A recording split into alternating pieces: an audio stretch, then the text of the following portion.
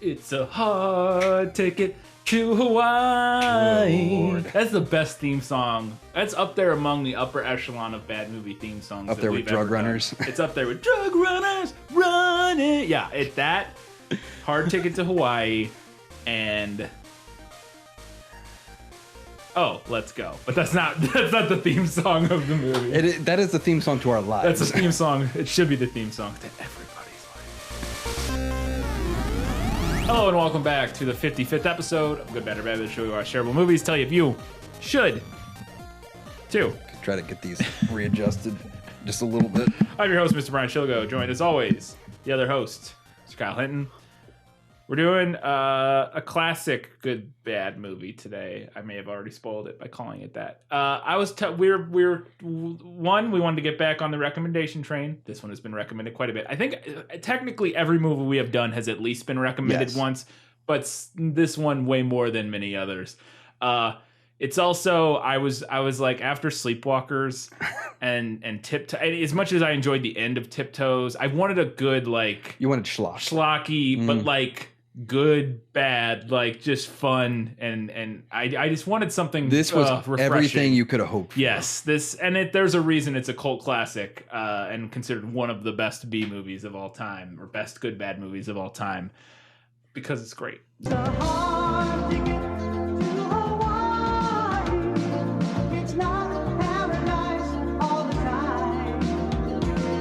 Let's jump in. You want to go down the checklist real quick? Yeah, let's do the checklist. All right, checklist. You got great hair. It's the 80s. First.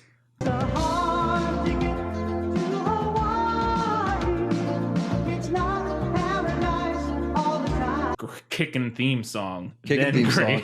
Specialized theme song for it, too. Yeah, yeah.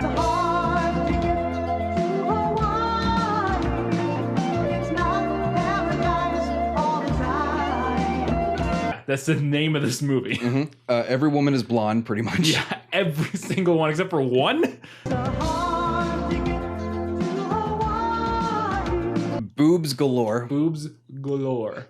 No wonder they tried to kill us. We are in big trouble. Mm-hmm. I am gonna have my hands tied or full editing. Good Lord, that sounded weirder than I meant for it to. Yes, lots of boobies. Drug cartels. Yes, drugs and drug running.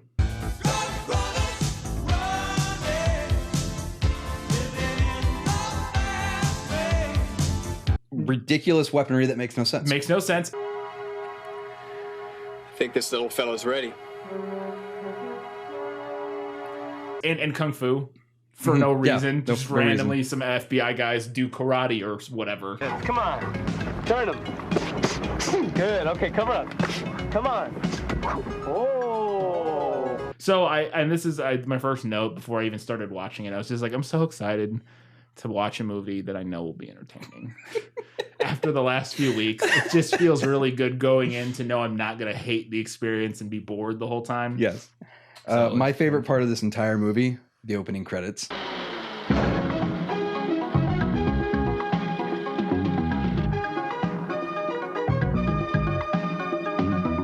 Yes! No, okay, I had that in my notes. I was like, holy shit, these opening credits are fantastic. The only one that was really dumb was the forklift one, where it was like they were on the forklift, and I was like, come on. The one I thought was the stupidest was the one where the guy has a clipboard and he's looking at it, because then it kind of feels like, wait, so what is he looking at? Like, that was strange. I don't know. I thought that one was weird, but I was like, this is 100% guarantee. This is the most effort they input. Yes. Like the most creative effort. And it was great. Yeah, like, the opening really credits cool. are great. They're great. And I was like, this is the most creative part of this whole movie. I guarantee it. And it was. Mm-hmm. It absolutely was. It does everything that you need the opening credits to do. It established kind of a setting to a degree. Yeah. It established even a character, the snake. Yeah, the snake. And it told us all the information we need for as far as the cast and director and all that. Yeah, it was great. It was great. It was, you can't really, A+ for your opening credits, Hard Ticket to Hawaii. But the ADR immediately is so bad. You should get in, Rowdy. The water is great. Are you kidding? I've got better things to do with my body temperature. Like throughout the movie, it's terrible. Like it's some of the worst God, the ADR. opening scene is the opening scene on the boat is that's ridiculous. That's up there with Captain America ADR. Pretty mellow set of wheels. Yeah, It's going to be my home on the road for the next few years. All right. And it's a death ring from Death Ring. To collect my prize. The death ring. The death ring. The death ring. The death ring. It's straight up terrible because they're on the Malibu Express. I don't even remember what they're talking about, but I remember this line I love.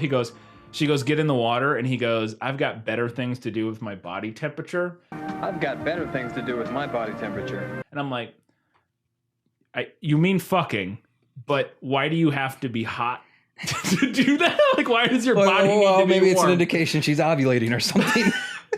You are ovulating like crazy right now. You take that helmet off before I knock it off. What?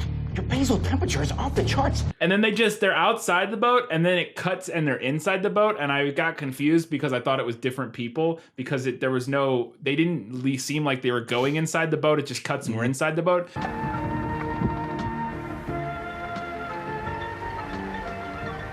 And this is a problem I had a lot throughout this whole fucking movie. I couldn't tell any of these women because they all look the same. Every single one of them look the same.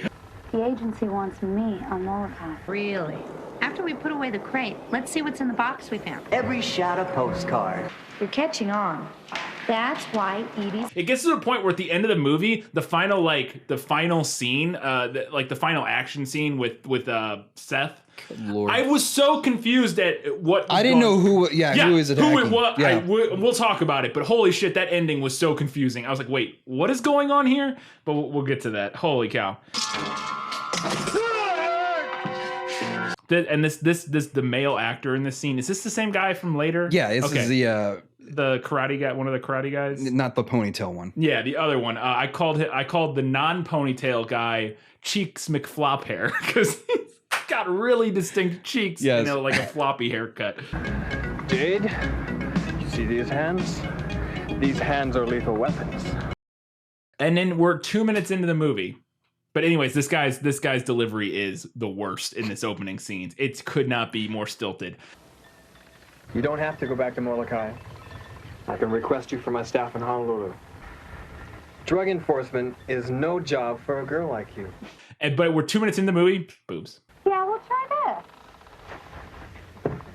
Oh yeah, like 2 totally. minutes. We're not even hit the opening credits yet. The only one that's ever been faster than this is probably Thanksgiving.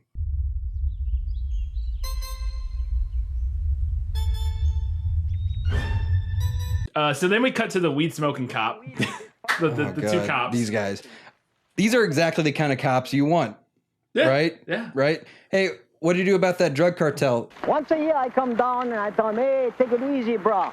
Then I hit him with a small fine. Off I go. Me, I get one small packet for my trouble. I pass them around. So they go and they're going to like check up on this drug organization that he said it's a little family run thing or whatever, and he just kind of goes and they give him some weed and he's like, man, we're all good.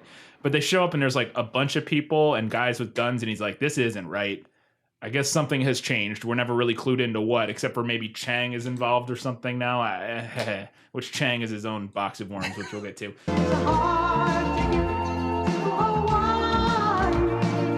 So then they decide to take off and they get caught in like a trap and then just get fucking obliterated.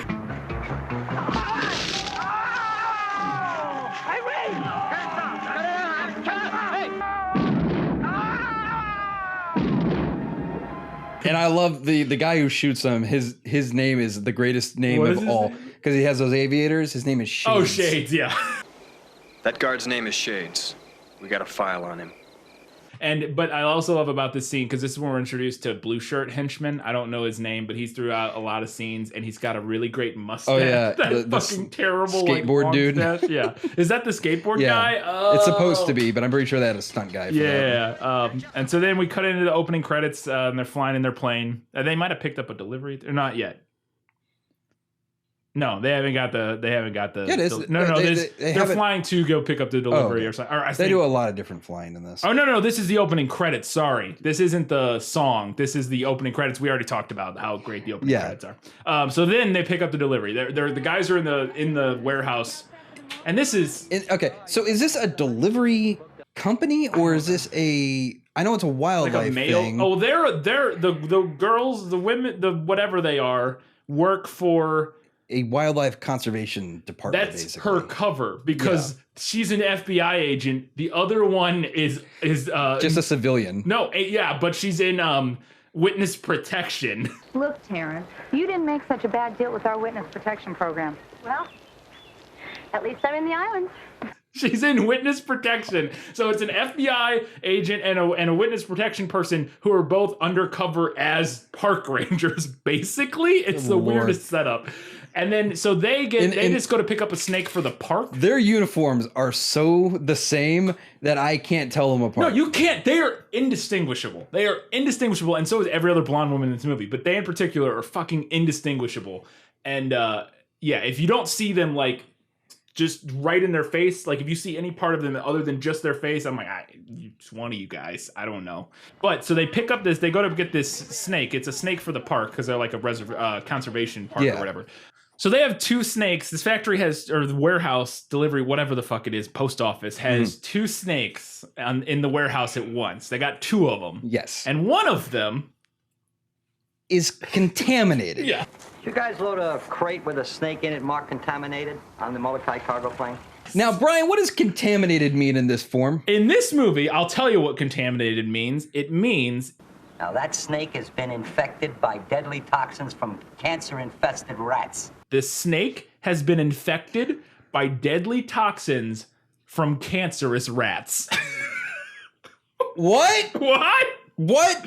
What is it? What does that mean? I said even doesn't mean anything. That's the point. It's nonsense. I love my Lord, this is back when they thought like nuclear waste gave you superpowers. Yeah. It's just like toxins. Now, that snake has been infected by deadly toxins from cancer-infested rats. I guess the idea, because he says later, like, it was for the health department. Hey, we had a snake delivered here for the Department of Health.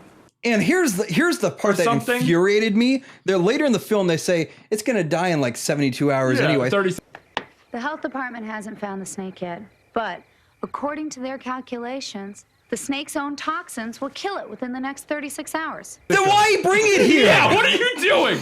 I guess the idea was they needed to ship it to a the health department so they could do a testing on it. Oh yeah, let's ship it to Hawaii and not the CDC. I don't fucking know, man. It makes no sense. It makes no sense. But so the label falls off that says it's contaminated. So the guys put the wrong snake on the plane with the two Taryn and Donna, I believe are their names, who are two rangers or whatever the fuck you want to call them. And so they load it up in their plane and they're taking it, and they're also bringing two of their friends who are like going on. Now this is what I thought they were, a tour guide almost. They're just like, they just brought, I think they know these people, they're like their friends, and they just like, hey, you can come hang out on our island for a couple days. Get murdered. Yeah, and get murdered by a snake. It'll be great. You all set for the Molokai ride? You sure are. You got one set of honeymooners booked to Halawa Valley. And then when they're starting up the plane, I love this. So the two girls are in the front, in the pilot seats, pilot and co-pilot seat, and they're like flipping switches to start it up. Oh, God. And the one and just reaches up and reaching it's like up, wiggling like, a knob.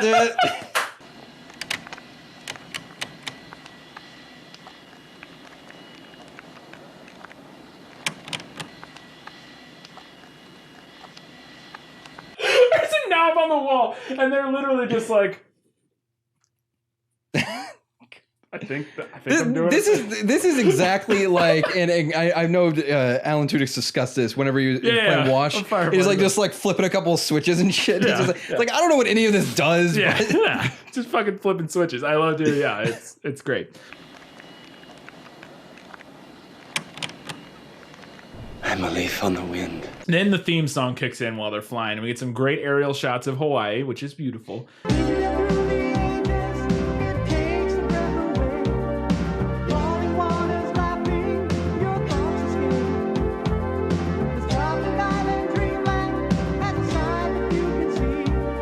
And yeah, that theme song, oh my goodness.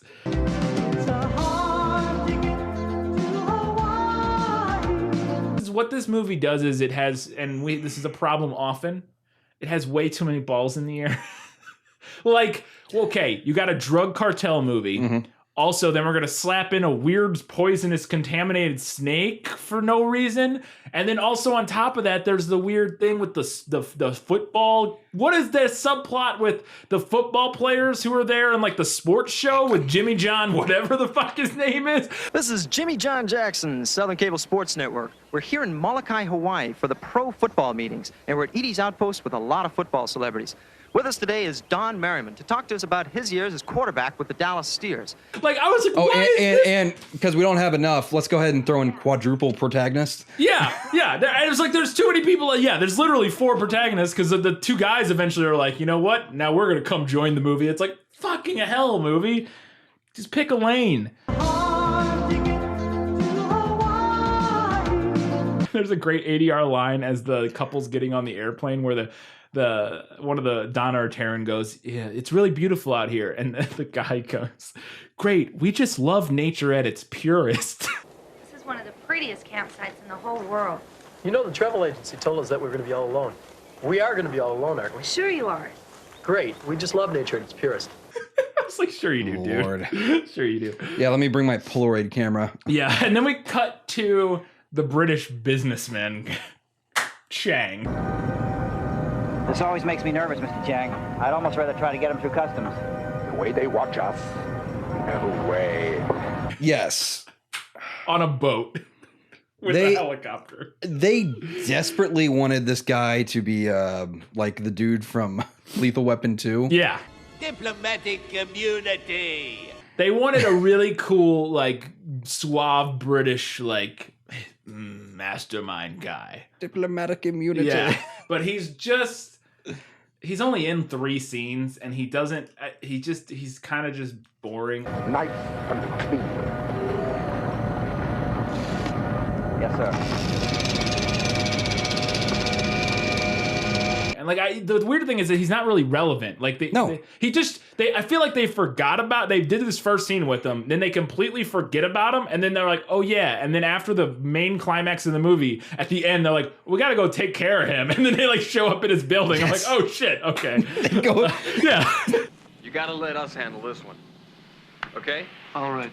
Okay. Donna, he's up in the penthouse. There's a couple of different things there. It's oh amazing. God, there's so much going on. So they take the little helicopter, they fly the RC helicopter, which has diamonds on it, which they can't see. Brian, as a certified drone operator. Drone pilot, motherfuckers. How easy is that? It's easy if you can see it, and they have no way to know where that helicopter is This is going. way before we were able to send video signals there's no way they're getting a video signal back to their fucking boat like a mile off the coast. They're just blind flying this thing through and under trees, and I'm like, nah, you would crash immediately.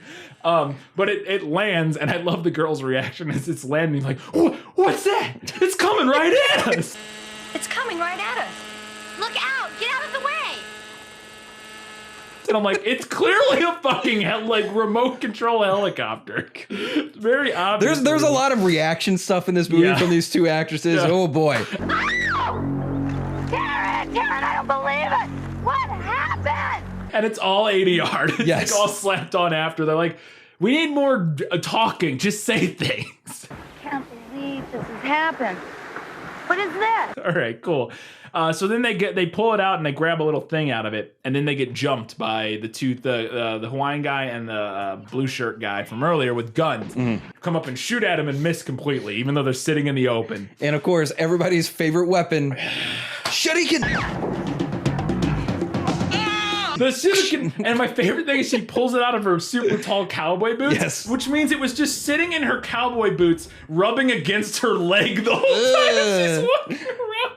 I mean, I give her the benefit of the doubt. Maybe she has like a little metal like container in there for it, but it's so stupid. And then the other one pulls out nunchucks. Yes. My favorite thing about the nunchucks in this movie, nobody ever uses them like nunchucks. No, because what are nunchucks supposed? What are you supposed to do with them? You spin them. You spin them, and you got the chain and everything. Yeah. What do they do with them? They throw them, or they just beat people.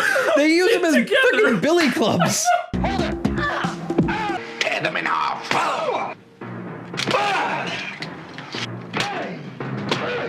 It's the best thing. I was like, it was I kept expecting something. Everybody, it happens like 3 or 4 times in this movie. Now, given this, from what I understand, nunchucks are terrible weapons. Like, they're not actually good for, they're good for like training and like whatever. But yeah, you're far more likely to injure yourself with them. Well, not only that, but when you hit something on a chain, a piece of wood that is as light as that is, you don't want it to be able to, the force to move, you know, with the chain, when you hit somebody with that, the force is absorbed by the chain moving. So they're kind of terrible weapons.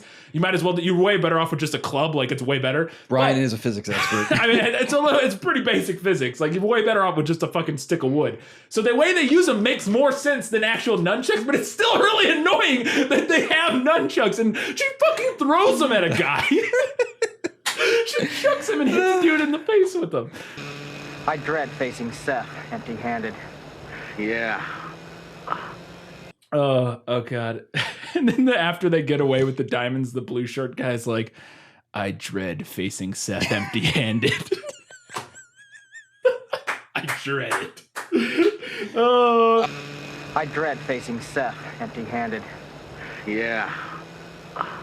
Oscar-worthy I was like, delivery. you want to take that line again? You don't want to do that one? Nope. All right. That was the delivery you want to go with? Cool. I dread facing Seth empty-handed. So they get back to their thing, and this is a great scene. Great classic schlocky exploitation scene. They got the diamonds. They need to do some thinking, Kyle. Where do you do the best thinking? Obviously a jacuzzi. Taryn, we need to figure out what just happened. Let's unload and hit the jacuzzi. I do my best thinking there. In the fucking hot tub. You better be topless. Yes. And I was like, oh, because then it cuts to in the jacuzzi. They're standing in the jacuzzi, topless. And I'm like, oh yeah, it's that normal thing where you hang out in the jacuzzi with your friend. Okay. Now hang on. We've seen this in a lot of movies. Our audience, women especially, because that applies in here. Do you just hang out topless in jacuzzis? Like, because we've seen this in college kickboxers. Oh yeah. We see it in this. Yeah. Well, at least that would college kickboxers, it at least makes sense because it's a sensual moment between two people. We see it very begrudgingly and near felony level in Neil Breen's Double Down. Oh yeah. And so and then they pull out the diamonds, and they're standing there, and she's dumps the diamonds in her hand, standing over the hot tub, and she keeps moving them around. Like, you're gonna drop the diamonds. Stop it! Get out of the hot tub with the fucking diamonds. Because it's not like they're obviously they're small enough to get stuck in the intake. Then you got a whole jacuzzi problem. Look, got all kinds of problems. Yeah, exactly. Got all kinds of problems. Diamonds! These must be worth a fortune. This is where I started to get really confused at the restaurant because all the blonde women start showing up. I'm like, what? Who's all these? What is with all these people? This is where the director makes his cameo. Great thing about this scene, he's playing a sleazy director. Oh my God, that's the director. That's the director. And I was like, he's like, I got it, guys. I'll just play me. Charlotte, I'm not just some fast-talking New York television director. I care for you a great deal. Trust me, Charlotte. You practically raped me last night. That was last night, Charlotte. This is today. He does not come off good in this scene. I have a feeling he wasn't hard for him to get into character for that fucking role. I care for you, Charlotte. I care for your mind. I don't care about your body anymore. I'm not into that. May I help you?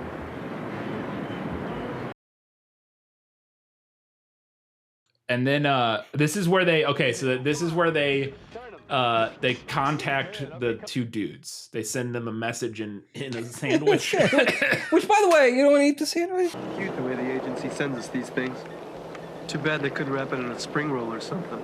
I mean, the guy even says he's hungry. It looks like a terrible sandwich to me. Okay, this is what I gotta say. It's nice having covert operations. It allows you to get some things done under the table. But when you're just being completely wasteful with food, I mean, it's looking really bad, especially with how you're wasting taxes. This is where Kyle draws the line.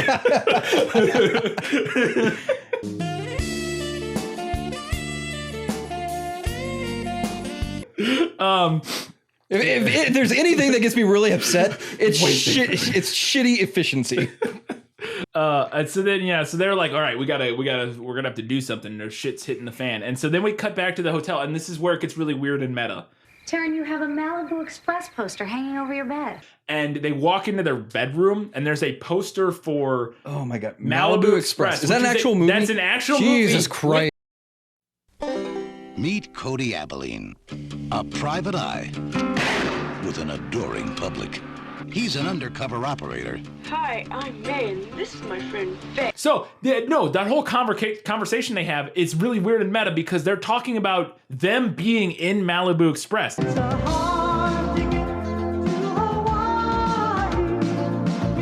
don't hear much from Cody anymore since he left the agency to become an actor. They're like, oh, we haven't seen whoever the main dude is. They're like, babe, He went on to be an actor. Yeah, he went on to be an actor. I'm like, what?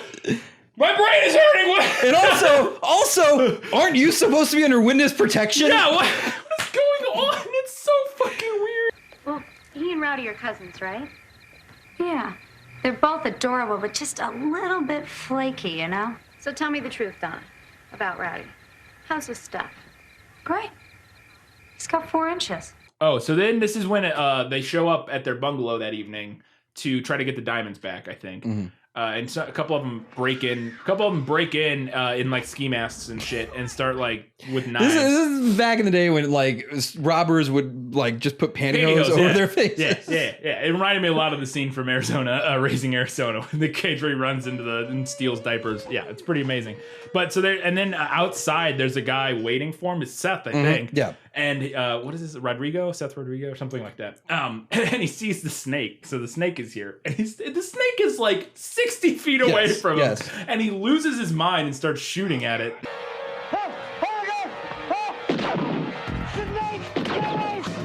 We got to talk about shitty lines first. Oh, what line? I missed what was the line? Here, I'll put these in the freezer. Where else are you going to put ice? I'm gonna put these in the freezer. After all, it is ice, isn't it? Boo. There's so many. The one-liners in this movie, they fucking just took a bunch of random, like really generic, uninteresting, like phrases on a wheel and spun it whenever they needed to give a one-liner, and then it just hit. Because like at the end, like PONYTAIL guy's like, life's a bitch, and then you die. And I'm like, what does that have to, what? That's not a good one-liner in this situation, fighting a guy you don't know. Input Vince McMahon. Yeah.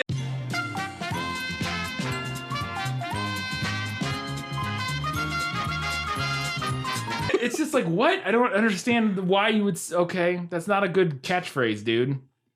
So then eventually they hear the gunshots and the people trying to get the diamonds from him run away. And there's also the implication because they only got half the diamonds. Yes. Which doesn't really matter. Eventually, later, it stops mattering. But right now, that kind of matters. One box. If you want to live, you better come up with the other box now. Because they're like, I don't know where the rest of them are. So the guys run, the people run away, and one of them trips over a septic tank. This is important. Knocks the lid off of the septic tank for their bungalow. Go ahead, I'm okay. Yes. And then he gets up and he's like, I'm fine. And they keep running. And then we never see that. We don't see that again until quite a while later, but it's important. Remember me, though I have to say goodbye. Remember me. And then as they're running away, she comes out, Donna, I think, comes out and fucking shoots Seth in the face. Yes. In the fucking face. And I love this. He is looking directly at them, and she shoots his face and somehow grazes him, I guess. But and then it's very strange because she at one point she's like, I shot him. I wish I would have been able to kill him. And at this point, I'm like, how do you know you didn't? It was the middle of the night. You saw you hit him in the head. You probably did kill him. Headshot, 200 points. Yeah. And then, what do you know what this guy from the post office where I've seen him before? The guy who like keeps calling him on the phone is like, the snake is dangerous. God, I don't know. He looks so familiar from something. Maybe it was just the glasses and like his hair just looked like somebody. It is very 80s, like middle-aged guy. Yeah, and maybe that's what it was, but he looked so fucking familiar to me. And I looked him up on IMDb. You didn't see anything? I didn't see anything that rung a bell, but I didn't look super deep. You didn't go down the rabbit hole? No, I didn't go down the rabbit hole. Also, this guy, that guy, his name's Dixon. He's clearly just making his lines up off the top of his my head. God, yes. Donna, this is Dixon. I want you to listen carefully to everything I have to say. Okay? We had a snake delivered here for the Department of Health. Now, that snake has been infected by deadly toxins from cancer-infested rats. That's a guy who came in with like nothing and said, how about I get a little bit more? Can I get a little bit more? Yeah. Just a bit more. Yeah, can we do that again? Can we do that one again? I want to do that one again. It's a very dangerous snake. It'll kill anybody it comes in contact with. Are you still there, Donna? And then just makes up more lines. All right. Now, my loaders made a mistake. You have the wrong snake. Do you hear me? The wrong snake. No, we don't. Don't tell me. I'm telling you, that snake, don't do anything don't get near it. Then they have the super muscular chick too as the other person. That's later, yeah. But holy shit, she was the other. Well, she was in that scene. Yeah, I think she was. She's the one who comes in with the mask when she shows up later. I think her name's like Rosie or something. I think she still needs an attitude adjustment. Rosie's good at that. So then we read this was a stupid subplot, and we're not going to talk about it much because it's dumb and it's irrelevant. But the guy with the vitamins, the fucking vitamin guy, the football guy, Jimmy John. Jimmy John. Hey, Jimmy John Jackson, Southern Cable Sports Network. Jimmy fucking John. When I saw him, I saw this guy and I was like, is that Shades? Yeah, it kind of looks like that's everybody. It's impossible to tell apart in this movie. It might even be him, and they just took the shades off and they're like, God, that'd be amazing. Yeah, they're like, if you see it's the guy. same person, it's like, you're a different guy. What? Yeah, they pulled a Clark Kent on us, and it fucking worked. It's been a hell of a day. We got word that Seth's hitters took out 2 Molokai policemen. Poor guys didn't even know what hit them. So they have this phone call and they're spying on it, and then this is where apparently Edie is also part of their she's like who an owns informant. the restaurant. Okay, none of this made any sense to me. I'm like, who are all these people listening and talking to? How amazing would it be if the two guys were also in their own movie? Yeah, it's what it felt. Yeah, they probably were. Or probably have been. So this is where they call those guys in, I think. Mm-hmm. Oh yeah. By the way, we will bring our trunk of toys. Oh, and Taryn at one point walks. I don't know where this comes, but it doesn't matter. Taryn knows the football guy or the Jimmy John guy. Isn't that sportscaster Jimmy John Jackson a special friend of yours? Yes, as a matter of fact, he's the first civilian that I met after I got my new identity. And she walks over and sits down next to him, and he's like, Taryn, what a surprise. And it's the most obvious ADR line, because he says it like while they're kissing. Taryn. It's like the line is said like over them. Oh my god! And he has like 2 lines there that are the worst, most obvious fucking ADR. It's incredible. Taryn. What is Hi, Whitey. Hey, baby. What blows me away is this guy seems like he does sports work all over the place. Yeah. I mean, he's doing it for TV, and they're even doing a satellite feed. They're doing a thing for football because it's like they do like their winter meetings in Hawaii or basically. So he's there temporarily. Yeah. So I'm wondering, like, maybe he comes down there every year, and Sure. she met him last year. I don't know. It doesn't fucking matter, and it's irrelevant.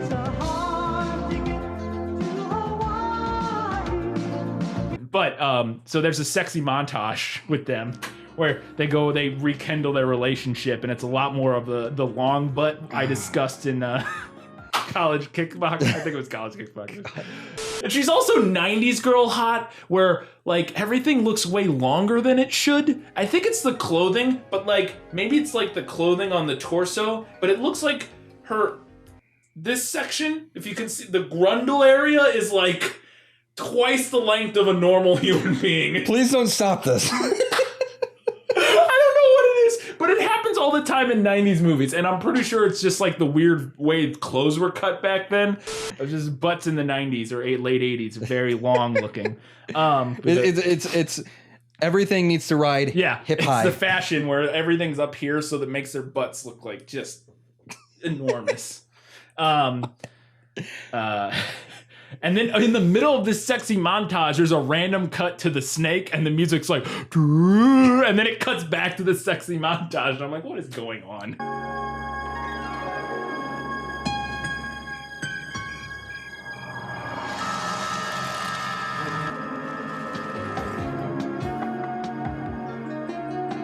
This movie is happening. And then, where are we at? We're at 10. Perfect, because we're about to get to the fucking skateboard scene. Brian needs to dry himself. Time for the greatest scene in cinema history. It's like I had seen 2 scenes from this movie, I think, and this was most people have seen this scene. What are uses? And I'm just gonna start off right off the bat. What are uses of a blow up doll in movies? What uses have you seen? Normally, it's like a funny gag, like a pranky play on a guy, like oh, look, it's got a blow up doll, or like, or in the instance of Steve and the Steve's Hollywood Story. We don't see a blow up doll, but we get a great discussion of a guy fucking a blow up doll in a closet. Oh, God. Oh, I can't believe I fucked that thing. Well, it did feel good, and I did ejaculate. I've seen a blow up doll used for the carpool lane in a movie before. Yes, that's a classic movie gag, using them in the or a carpool lane. Blow up doll used as the co-pilot or the autopilot in an airplane. Classic. Yeah. And this one, it's used to disguise a gun. Which is not your classic use of a blow-up doll in a film. It's amazing. Here's the gun, skater. Blow him away. No problem, baby.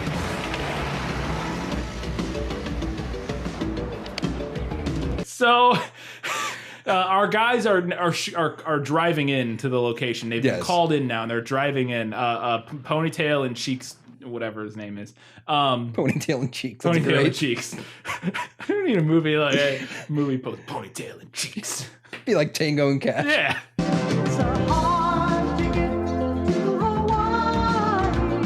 Anyways, so they're driving in their Jeep and say, check out this turkey. Hang on, Ronnie. We got some nutcase in front of us. So there's a guy doing a handstand on a skateboard. You know what he's doing? He's working on his combo for Tony Hawk Pro Skater. Yeah, you got to keep those points rolling. You got to combo it into another thing, and handstand is one way to do it. I believe that's a manual. Yeah. I could be wrong. Well, if he's got to have a manual, you got to have the wheels off. There was one set of the wheels off. Yeah, close enough. Maybe he's got a special meter full. Yeah. So here I am, doing everything I can, holding on to what I am, pretending I'm a Superman. So he's rolling at him, and they're like, whoa, that guy's wild. He's a nutcase. And then he skates by. I think one of them goes, he must be smoking some heavy doobies. Man, he must be smoking some heavy doobies. It is Hawaii. Oh, it's so good. So then the skateboard guy goes past and is like, and he meets up with our other 2 henchmen. He's like, yeah, that's them. And they give him a gun, a rifle. Yes. Here's the gun, skater. Blow him away. A fucking rifle. Oh my God. Which, if you're on a skateboard, why a rifle? And then a blow-up doll. And I was like, why does he have a blow-up doll? And now the reason, as we see when he comes skating back towards them. And they don't even address that it's a blow-up doll. There's nothing to address that. No discussion of it. And they're just like, here, this is an obvious thing. Hey, it's that guy again. He's got a blow-up doll. Why does he That's very weird. No, they're like, that's pretty normal. But he's using the blow-up doll and holding it in front of them so that he can hold the rifle behind it, and they can't see it as he skates up, I think is the idea. I don't fucking know. And then when he gets really close, he pulls the gun out, and they're like, oh shit, a gun! And he wings a Ponytail in the chest. Look out, he's got a gun.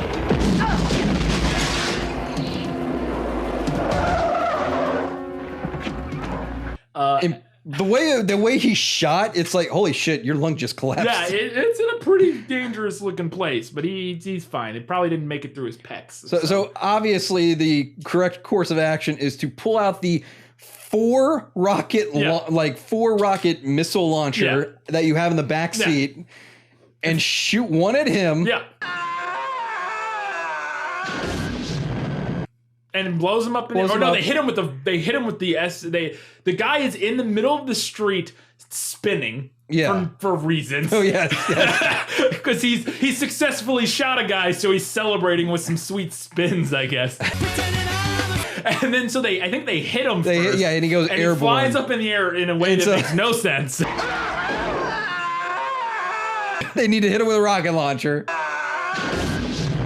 So he pulls out the rocket launcher and shoots him with it, and he explodes. Explodes in a glorious million pieces. And then you see the rocket turn, and you're like, oh no. Yep. Blow up the blow-up doll. Yep, they do not spare the blow-up doll. It gets fucking blown up.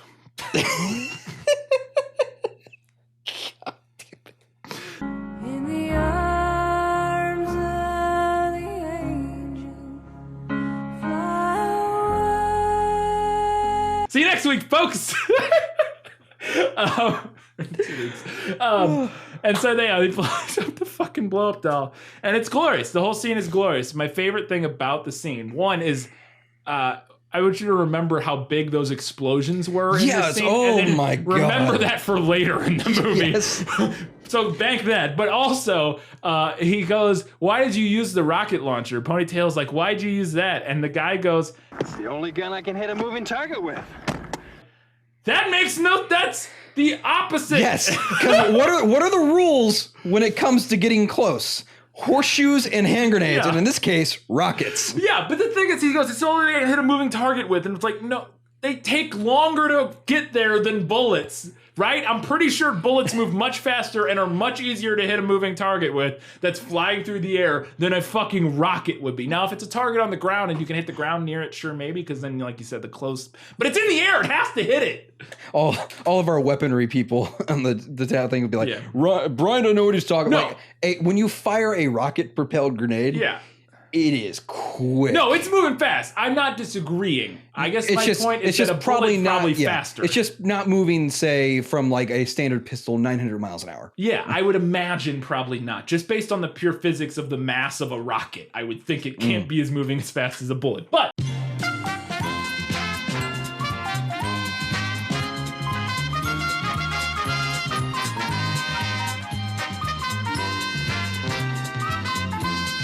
if we're wrong, go ahead, please. No.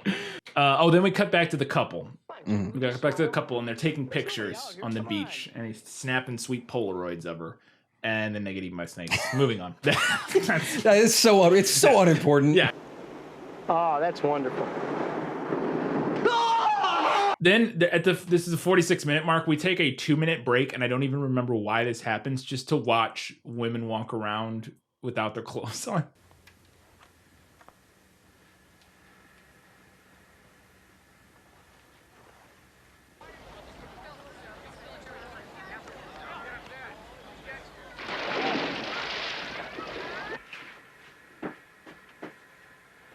Like nothing happened. The one woman walks in and takes her dress off and changes clothes. Yes, and these are completely random scenes that are only there for boobs. Yeah, the pool woman, I don't even know who that is. It's some random woman in a white swimsuit gets out of the pool and walks away, and I'm like, what was that? Like, what are we doing? Who is that? It's so fucking weird. And then it's where we find out that Michelle is a guy dressed up undercover. And there's also that scene where the one girl walks in naked at a restaurant. They're at a restaurant, and there's a woman naked in the back, like, Michelle, look at you. You gotta work out to keep these things firm. I'm like, what? You're in a restaurant. What's Good Lord, I can only imagine what you're gonna cut out of me with that. Oh yeah. Oh yeah. Oh yeah. Where are we at here? Let's see. Section 4, 7-minute mark. Note it.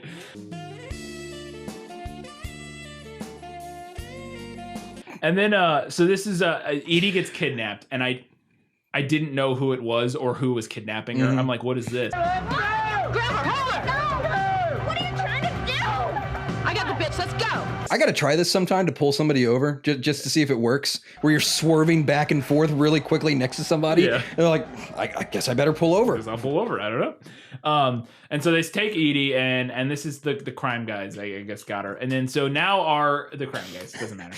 And now our two people, Dallas and Taryn, I don't know, Donna and Taryn are... I don't care. I don't care who any of their names are. They're spying. They're on the beach, and this is a great product placement moment. Yes. Where? Well, is this after they found the corpses of the? Yeah, probably. Whatever. I don't think I even. Right. I didn't let's talk about this real quick. Yeah. They've been told to get a bird's eye of the camp of the compound. So one of them's looking through binoculars, like a normal human being. Person. And the other one is pulling out an amazing piece of product placement, a Sony camera. It looks like this. It's like this held up to her face. It's a big yellow rectangle. God. And my favorite... Hold on. I'm losing Tetris right now. We're good. We're good. So my favorite thing about this scene, and I'm sure a lot of this, because this movie is very obviously intentionally silly and funny at times, like not at times, like it's very intentionally trying to be funny, although many times it's funny because it fails at being funny. But this scene is great because they're trying to get a look at it, and she's got, the one girl has binoculars and the other one has a shitty 80s handy cam. Yes. And she goes, "Can I see that camera? I want to get a closer look." Let me see your camera. I want to get a better look at the house. And I was like, there is a 0% chance that little fucking consumer grade handy cam has a better optical zoom than a pair of binoculars. Yes. There is a 0% chance. And then she gets it, and we see from her POV, she zooms in all the way across the fucking lake that they're on or whatever. How do you zoom this camera in to make the shot tighter? Push this red button right here. Okay.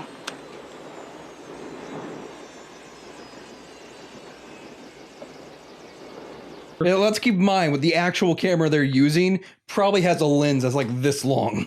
Oh yeah, the one camera that they're actually filming it with. Yes. It's got to be like a fucking 300mm lens. It's got to be a huge lens, and they're saying it's coming from the cheapest consumer grade like VHS recorder that you could probably get. It's so ridiculous. Let go of me. Finally, my orders are obeyed. Thank you, my man.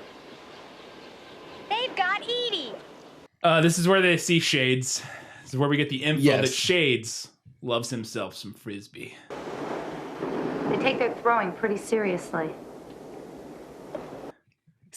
Likes to sling that disc. It's amazing. This scene's amazing because he's got a radio pack on, a headset, his aviators, and a machine gun. And he's playing frisbee. So that's where they get this intel, which comes important in the climax of this film. We'll get there momentarily. So this is where they realize that they have Edie. They see her being taken into the compound or whatever. And then I don't know what happens here, but they run into sumo wrestlers.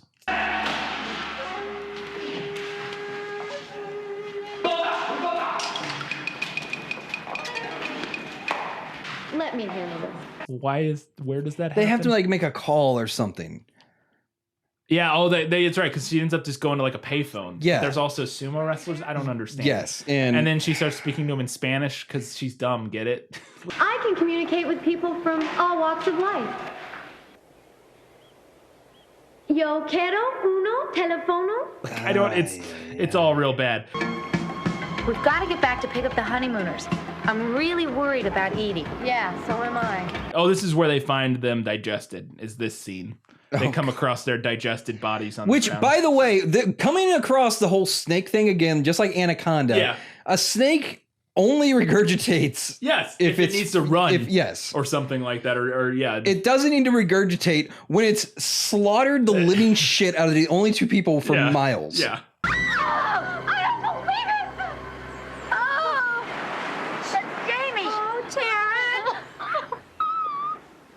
She's all torn up. But my favorite thing about this is, again, the 80-yard reactions of them fighting about it. I can't believe this has happened. And it's amazing because they like walk. It's like their Jeep is in the background. Yeah. They get up to a certain point where they're both at the same area, so they can both be in the same field of focus. Yeah. And then act. Oh, that's Jamie. Oh, Taryn. Yeah. It's fucking amazing. And just the greatest reaction 80R lines. Taryn, I don't believe it. What happened? Oh my God. But then they find the Polaroid camera on the guy, and they release the switch on it. I guess rigor mortis setting quick on him. Yeah, he pulls his finger off, it prints out, and they're like, and this is just bad editing because they show it and you can see it, and then you see the snake, and they're like, it's starting to develop, and I'm like, nope, you can already clearly see there's a snake there. Look, it's developing. The snake. And then it cuts back again, and they're like, oh my God, a snake, and I'm like, all right, great, good editing, way to go. And then this is where the snake goes into the septic tank that got opened earlier. Yes. That sets up for the end of the movie now. Moving on. The snake's own toxins will kill it within the next 36 hours. Well, at least that's one problem someone else can handle. And this is where the nunchuck, the lady. So this is fucking weird. So they have what's her name, Edie, tied up, and they're like interrogating her about where the diamonds are, I guess is the idea. And they're like, we got somebody who can make you talk. Rosita, whatever her name is. The diamond thing. Yeah, she's got a diamond mark on her head. And the first time we see her is just like 2 minutes of her posing and flexing, oiled up with nunchucks.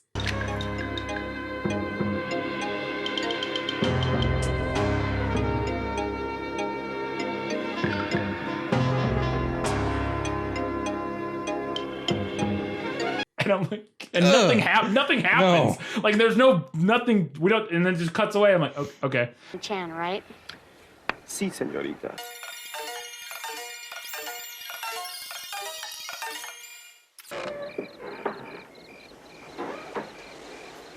I love how their idea of torture for her is to tie up her hands and put her on the rope that she's tied around on a pulley. Yeah, but they don't pull it up. Anything. Yeah, they do eventually pull it up, but initially she just has them in front of her, and like there's times where she's like actively trying to untie him right in front of them, and I'm like, all right, cool.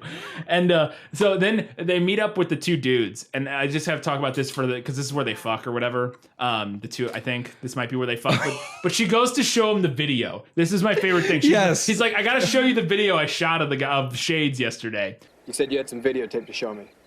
Yeah, it's set up in the office. And they show the video, and it starts, and again, maybe this is intentionally for fun, or like as a joke, but it cuts, and the video they show, the camera is 3 inches from Shades' face. That guard's name is Shades. Like, I was like, you didn't shoot that. You weren't standing right in front of him when you filmed it. Yes. And then they're cutting back and forth between Edie and them watching it. Yeah. And then it just turns into straight up softcore porn. Yeah, just immediately.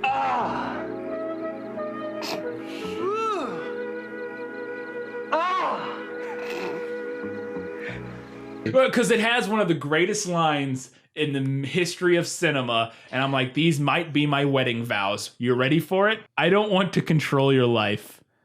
All I want to do is suck the polish right off your tongue. I don't want to control your life. All I want to do is suck the polish right off your toes. That's such... What is that line? It's my favorite line in this whole movie. I don't want to control your life.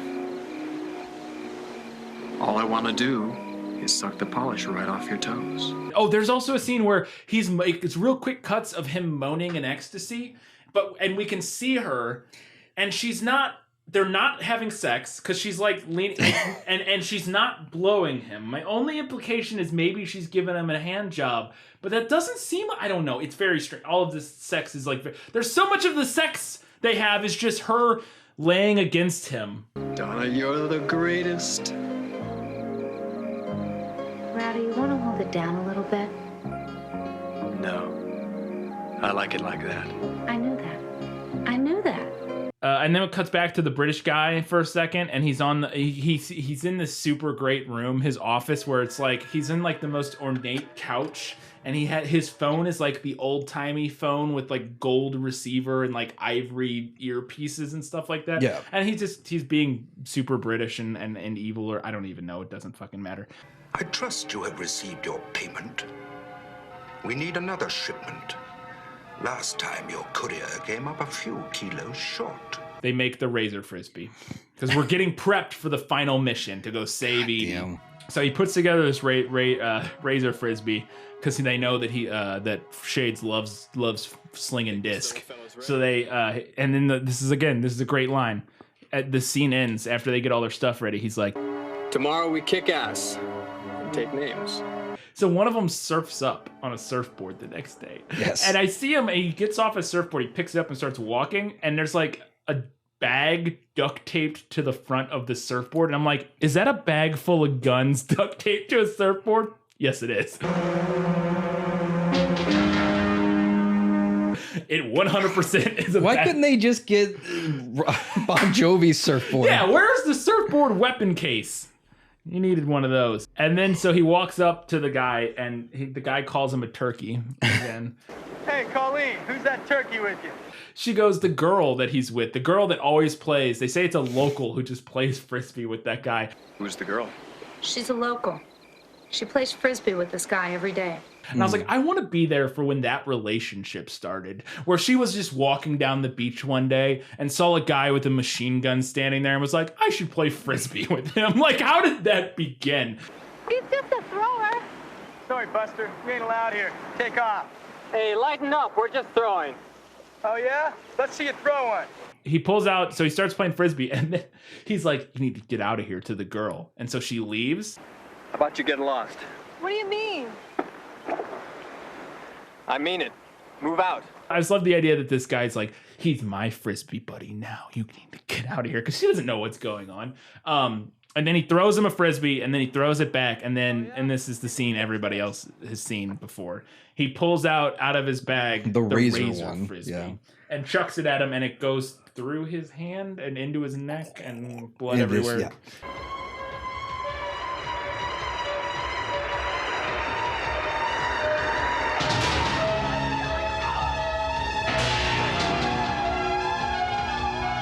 This is where. He also says, this is for the Molokai cops. This is for the Molokai cops. Before he throws the fucking Frisbee, too. And this is also where Donna is flying in on an ultralight. Yeah. Ultralight, yeah. And dropping grenades. Noise grenades! They say Donna's gonna drop noise grenades. Donna's gonna drop some noise grenades to flush them out. But then she drops them. They just seem like grenades.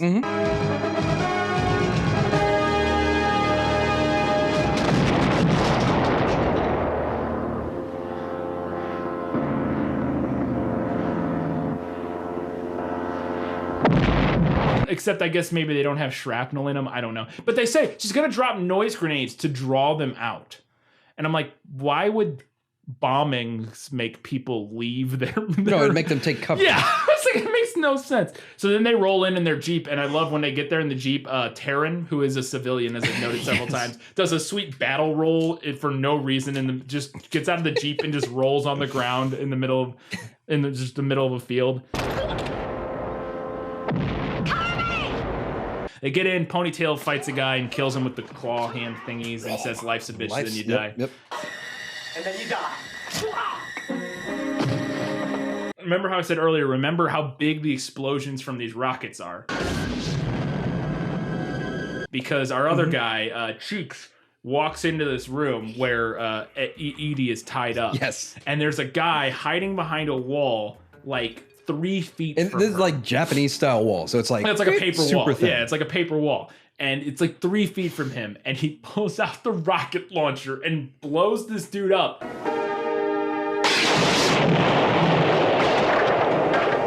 And I'm like, she is right there. There's no way she wouldn't have been killed by this rocket and the shrapnel produced by it. Yes, and it's like, oh, that's a really tamed explosion. Yeah, it's like all of a sudden now, and then later it even happens again when they shoot the fucking snake. The explosion, it's like they blew up an M80.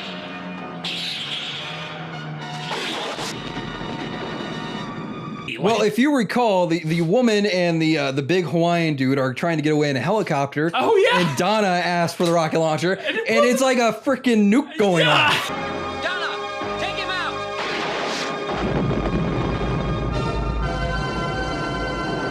It's like, make up your mind how big your rockets are. Holy shit. And then when the ponytail dude comes in to rescue Edie, he does, because he's had a crush on Edie this whole movie, I think is the implication, but he puts his leg up next to her, and the stance he's in when he kisses her is so gross and weird and creepy. Like, I can't handle this guy.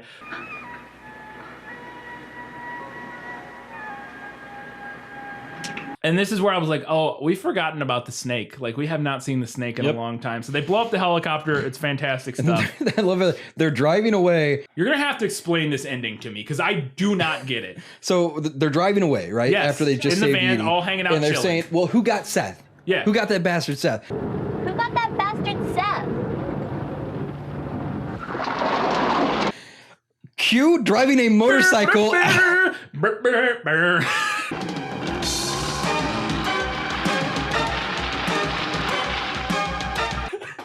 fucking drives a dirt bike.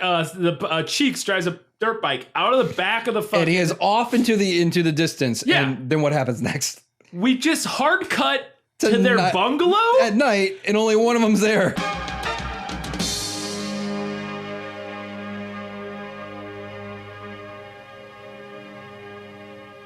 Yeah, I was so confused. Is that Donna? Yeah. Okay, I was. This makes no sense. So he goes out, and you think you're gonna cut back to the compound or something for him to fight Seth or whatever, but no, it cuts to the bungalow that night.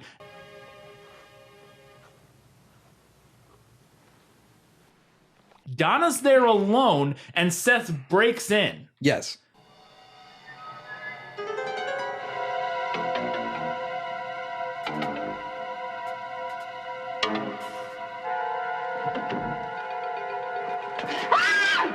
And I'm like, wait. And then it randomly one time cuts back to Cheeks on the dirt bike.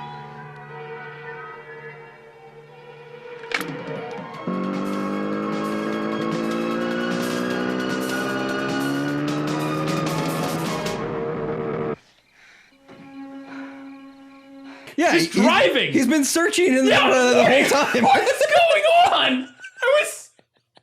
I could not understand what the fuck this ending was supposed to be. And then of course we're in a stabbing match almost with this guy. He's got a knife and he's trying to stab through the fucking closet door that she's in. He just kicked the damn thing open. Yeah, he's like stabbing piece by piece through, and she's loading a spear gun in the closet, and he opens the door, she fucking shoots him in the chest with a spear gun or the shoulder with a spear gun. Then she gets into the bathroom. Is it she gets into she goes to the kitchen because she thinks he's dead.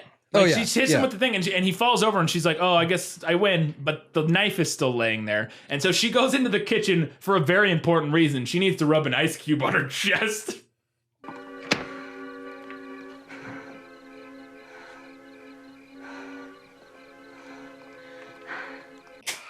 But he's there, and he's stabbing her again, and now she's getting her hand cut open. She grabs the knife, and she's like bleeding everywhere. And somehow he's like, I better stab myself into in his the stomach, whatever. Obviously, the next move you need to do: stumble into the bathroom, powering. Yeah. And what do we know that's in the bathroom? Well, we don't know anything that's in the bathroom, but we do know. Toilets in the bathroom. Oh, sorry. Yes. Sorry, I didn't know we were asking general knowledge trivia about bathrooms. Where does the toilet go? In the bathroom. Yeah. Yeah. I'll play Brian for this. Moving on from the fact that there are toilets in bathrooms. Kyle, where does the toilet go in the bathroom? Brian, well, it'd go through the septic system. Yeah. Brian, what's in the septic system? Fucking snake.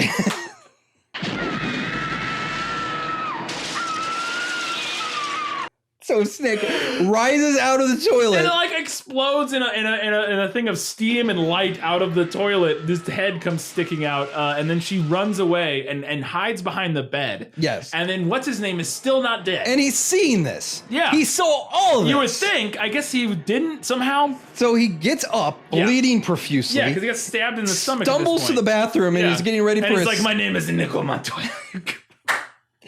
And just gets right in the face. Yeah, oh yeah, gets fucking just bit in the face.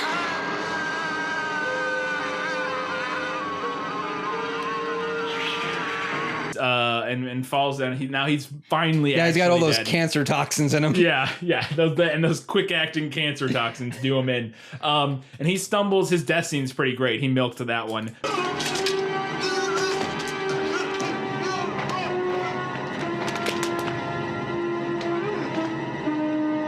But then the snake's coming at her now. And Cheeks finally. Well, no, she shoots it like twice in the head. Yeah, she shoots it with a pistol. Which apparently that's not enough. No, you would think it would be. It's just a normal snake. Cheeks drives through the freaking bungalow. And why would he be here? Why? So he just. Because he was searching for this. None of it makes any sense. I don't understand. And if I guess he heard gunshots outside, so he's like, I need to get in there quick. Why would he drive through the wall? It's their place. So he drives through the wall and pulls out his rocket launcher and shoots it, and it has the tiniest little explosion ever.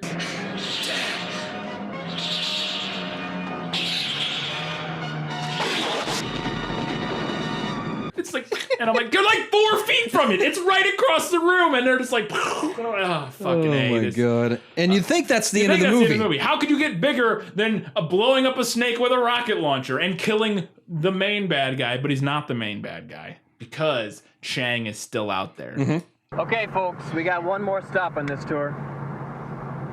Jade, make a right at the next building.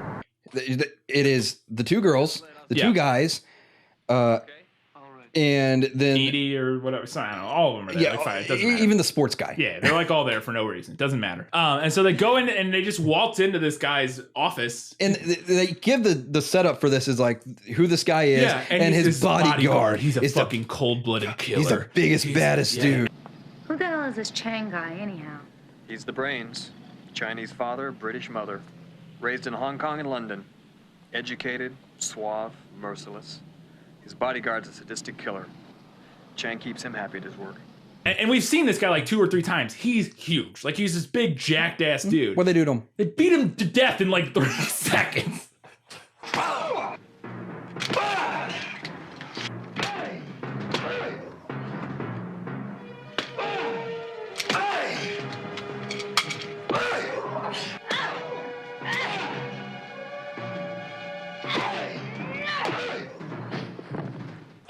They walked in, and this is again with the nunchucks. They pull nunchucks out and beat him to death with nunchucks held together. Oh my God. Literally, he puts up no fight. 0 fight against these 2 people. They both draw their weapons, and I love how one of the weapons is she now has Desert a Eagle fucking, like a 44. It's like a 50 Smith & Wesson. Whatever, it's a giant revolver. Like, it's fucking huge. Bringing a knife to a gunfight?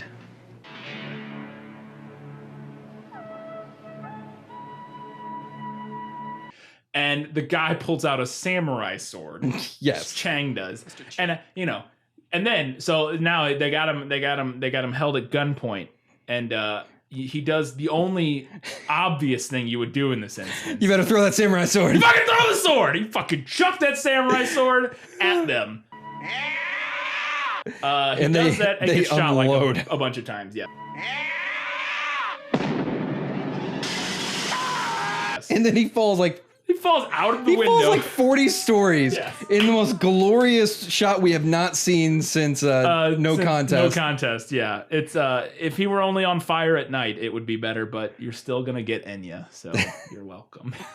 Who can say where the road goes, where the day flows, only time, and who can say. And then we go to the final closing scene. They're on the boat, the Malibu Express, having champagne and talking about doing a job. Oh, and then keeping those diamonds because that's ethical, super ethical. right? They're all FBI agents, but they're like, we're just keeping the money. Fuck it. I'm like, all right, cool. And then the movie ends, and it's.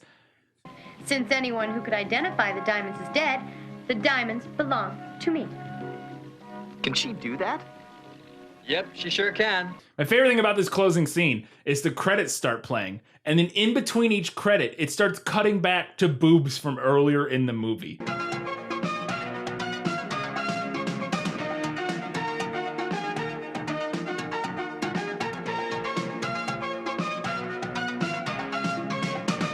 It's like, oh yeah, you still here, you horny fucker? You still want to see? Yeah, you like these boobs, don't you? You remember these boobs from earlier in the movie? Here they are again. Check them out. It's the boobs from earlier in the movie. Yeah, it's all over the credits. Yeah, and then it fucking ends. It does good bad. It's good bad. It's just so schlocky. Yeah, it's great. It's fucking trash, but it's exactly what you expect it to be. It's terrible ADR, over the top action, terrible acting, terrible effects, a super rubbery snake, boobs, greased up dudes with big pecs. Like it's a cornucopia of good bad.